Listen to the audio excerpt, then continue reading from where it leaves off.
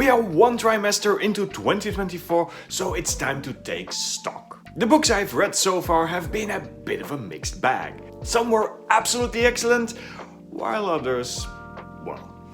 I've got 8 recommendations for you today, so let's see if they were a hit or a miss. Now, as always, I will be linking all of the books I talk about down below in the description, so you can do your own research. So, first one up today is The Last Bookshop by Evie Woods. Now, this is a book that had everything going for it. It is historical fiction, it has multiple POVs in multiple time eras, it has literary detective story behind it. There was a lot here that I was going to like.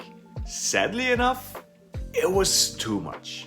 This is not a bad book. I really enjoyed each and every single separate part of it. It is character driven. The characters in this book are very interesting. They have their backstories, they change, they have a story arc. I like that. I enjoyed reading about Paris in the early 20th century. About bookstores that I actually personally know, like Shakespeare and Company. Bookstores that catered to many famous authors of that time, including Ernest Hemingway.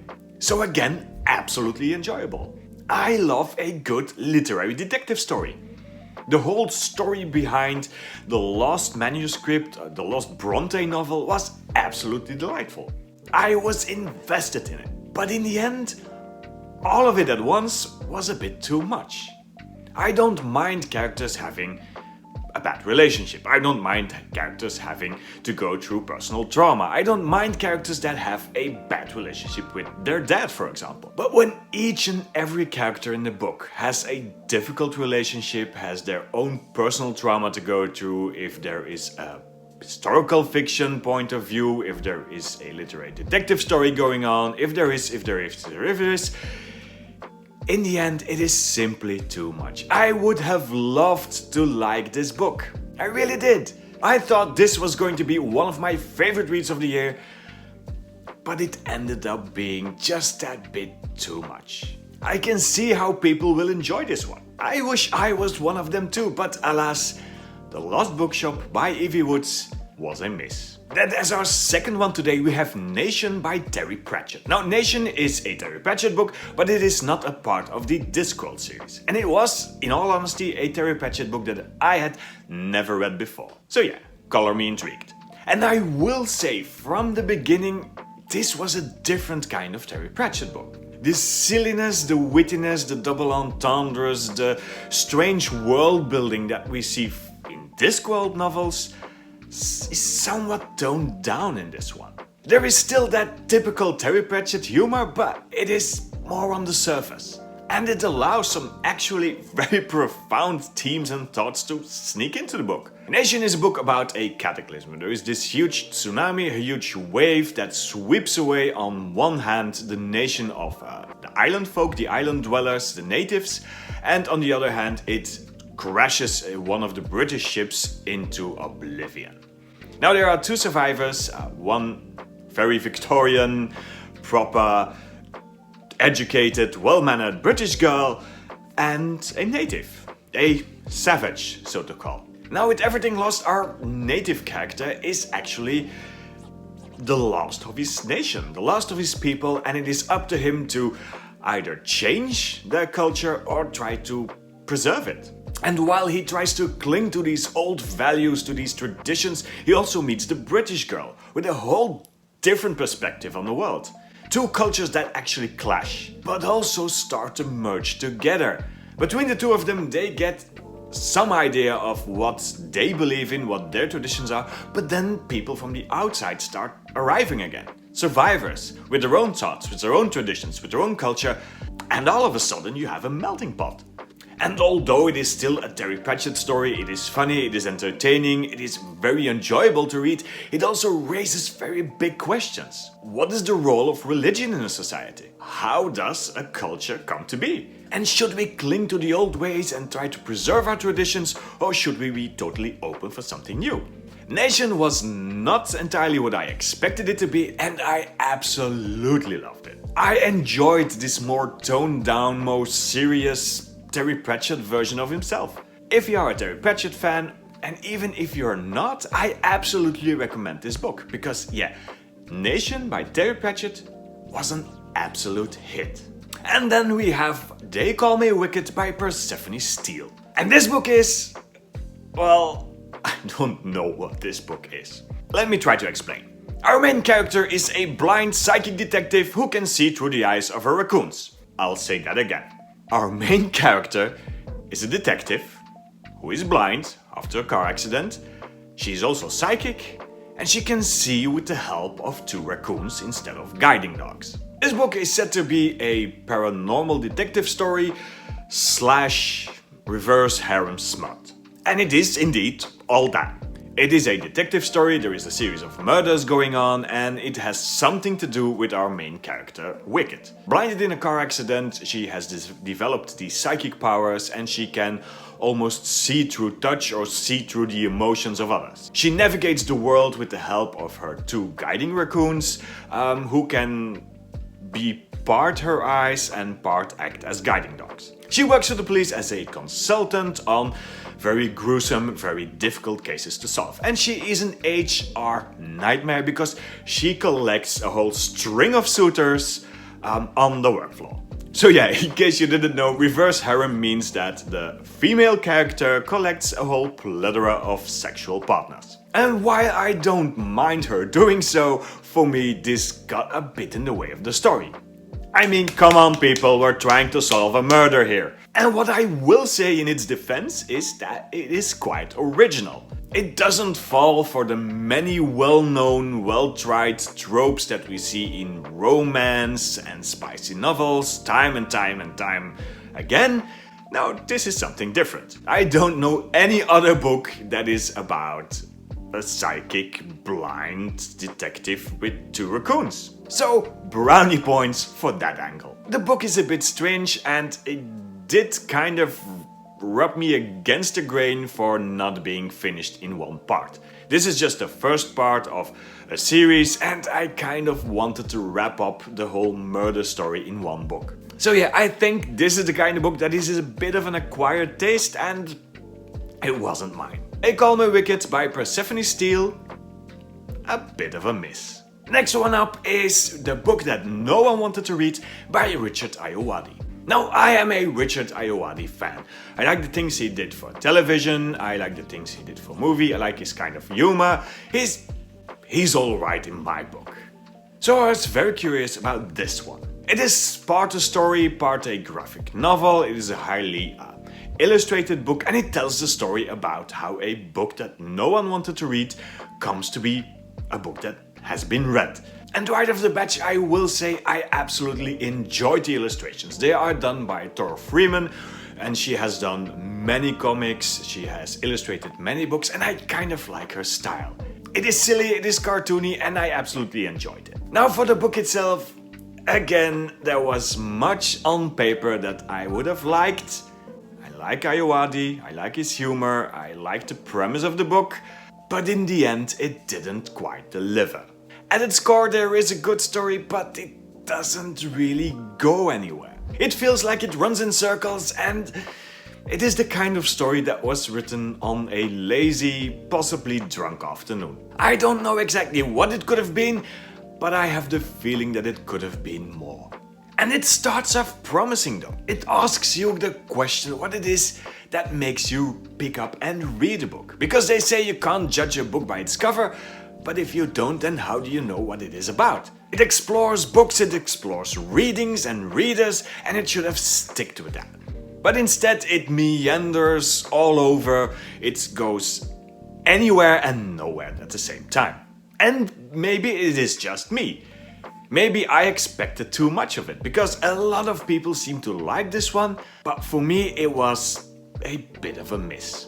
The book that no one wanted to read by Richard Ayoade. And then we have Antarctica by Claire Keegan. This was the first Claire Keegan book for me this year. This was the first Claire Keegan book for me ever, and I must say I was impressed. A lot of you recommended Claire Keegan to me, so I decided to pick her up and I decided to start with some short stories. And that's exactly what Antarctica is. A series of short stories that explore the more darker side of love and relationships and passion and yearning. And it is dark. It sometimes feels like a grim 80s movie that explores the underbelly of society. All of the short stories in this one are very different, but they all do deliver that punch in the gut.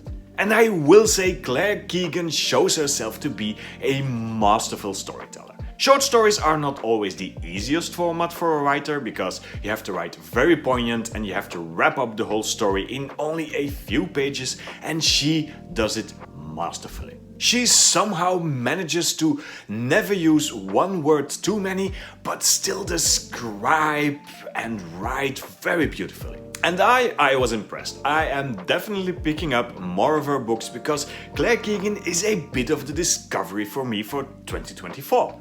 I for one am very curious to see if she can keep up that level of writing in longer formats, so I will definitely talk some more about Claire Keegan somewhere this year when I read more books of her.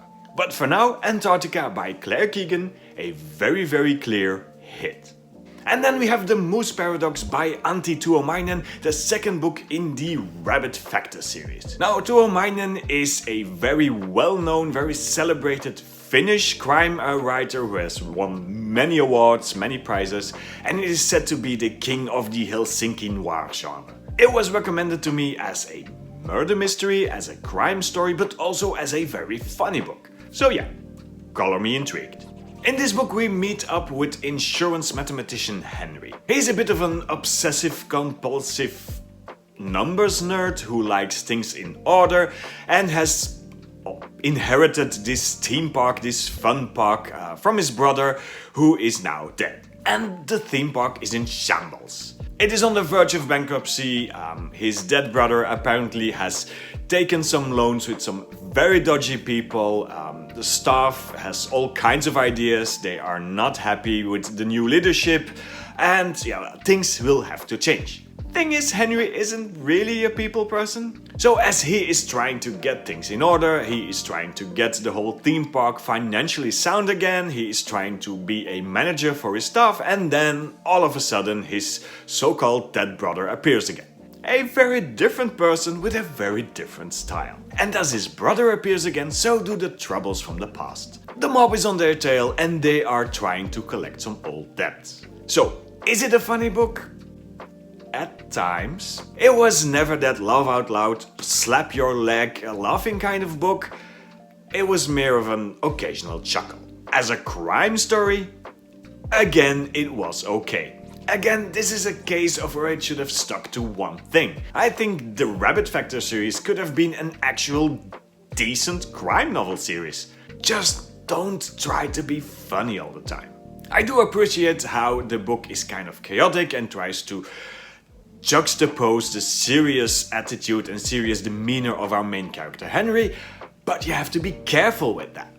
If a book gets too chaotic, you'll lose me. And that's exactly what happened with The Moose Paradox. By the end, it kind of lost me. The Moose Paradox by Antti Tuomainen, Finnish crime/comedy, was a miss. 2 books left to go, and the first one up is A Shining by Jon Fosse.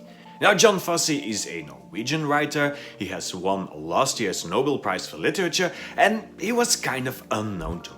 Now, since his main body of works is kind of intimidating, I decided to go with something smaller and easier, a novella. A Shining is a very quick, a very thin read, but it is something special. The premise is the story is quite simple. A man gets into his car, starts driving, not knowing where to go, decides where he goes left or right randomly, and ends up being stuck on a forest road.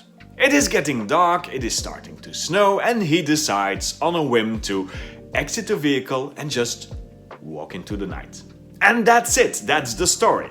But all through the process we get to see his thoughts, his feelings, his memories. It is a stream of consciousness in the purest form. It is a flowing river of thoughts and regrets and hopes and fears. And it doesn't take you by the hand. It is not going to explain what in the absolute hell he is thinking about. For some people, it is a book about religion. When he suddenly sees a figure in the non-existent light in the dark forest, some people see it as a religious experience. And yes, it is absolutely a book about death, but is it the death of his parents, or is it his own, now possibly very close at hand death indeed? It is the kind of book that you can think and talk about for ages, and it will indeed live rent-free in your head for weeks on end after reading it.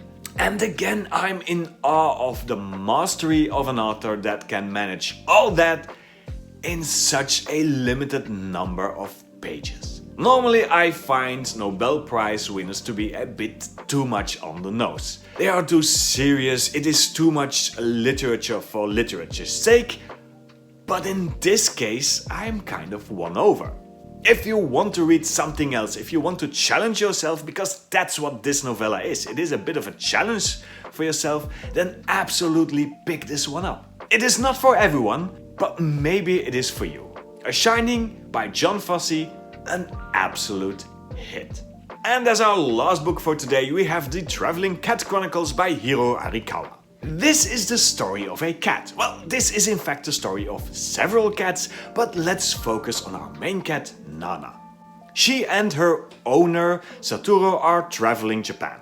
They are on this road trip where apparently Satoru seems to be on one hand seeking someone who can take Nana in, but on the other hand doesn't want to leave Nana. And so on this road trip we meet a whole plethora of characters. Some are old friends from his school days, others are distant family members that he hasn't seen in years, and each and every one comes with their own story. And this is exactly what this book is. It is a almost series of stories that is chain linked to each other. They are all different but all linked through the character of Satoru and his cat Nana. And it is very, very well done. It is not just a collection of short stories, but they all have a purpose, they all have a meaning. And it all comes down to this one question. Why are Nana and Satoru undertaking this road trip? Together with Nana you are trying to figure this out, and when you finally do, your heart will break. This book is an absolute gem. For starters, the main character, the cat Nana, who is the storyteller of the story, it is ever so well done. The story is told with the kind of arrogance and haughtiness you would come to expect from a cat. It is very much told from a cat's perspective. What they think about dogs, what they think about people, how they tend to survive on the street. It is actually very, very entertaining to read. But it is so much more. Each and every one of the singular stories, the singular characters that they meet is a whole book on its own. But they are not just isolated stories. Again, each and every one masterfully links together and starts forming this overarching story about Satoru and Nana. On the other hand, this book is also a road trip. And as the scenery and the landscape of Japan changes, the whole story and the whole setting changes. And this book is an excellent example of modern Japanese literary fiction that I absolutely enjoy. It is character driven, yet it doesn't go too slow. It is very emotional and very sad, but never without hope. And it catches both the beauty of human emotions as well as the landscape out there in a masterful way. The Traveling Cat Chronicles was an absolute 5-star read for me. So as our last book for today, Hiro Arikawa with The Traveling Cat Chronicles was an absolute hit. And now I want to hear from you. What was the best book that you read this year so far? And which one was the worst and why? Let me know down below in the comments and we can talk hit or miss some more. Thank you for watching, and as always, if you like this video, leave a like, leave a comment, do subscribe, because those are the things that help us grow. And in the meantime, if you need some more bookish recommendations, all you have to do is watch this video.